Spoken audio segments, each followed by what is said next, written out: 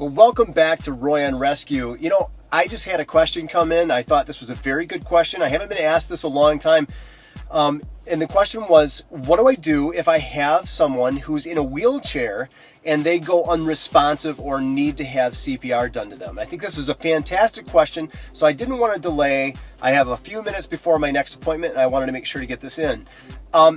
This can be tricky. Now, ideally, the goal is to have this individual lifted out of the wheelchair, put on their back on a solid surface so that we can go ahead and start deep, fast chest compressions to maximize circulation.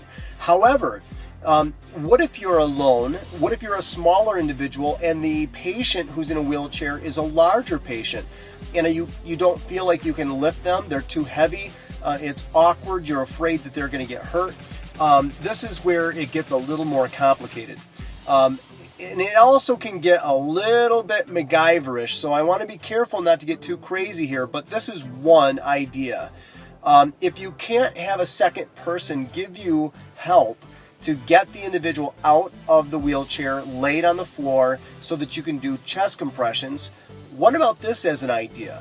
Lock the wheels, make sure the patient is seatbelted into the wheelchair if at all possible, and then lean with help.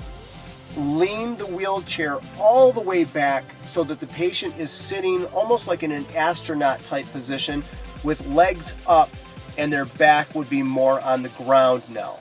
Now we're in a position where we can actually unhook the seatbelt, potentially get underneath the arms of the victim, pull them onto the floor the rest of the way, and then start your CPR compressions. Or worst case scenario, start doing chest compressions with them in the seated, reclined position where their back is on the floor. This is just one idea, but it's something I've thought about a lot, and I hope it helps. From Roy on Rescue, we'll be in touch. Have a great day. Bye-bye.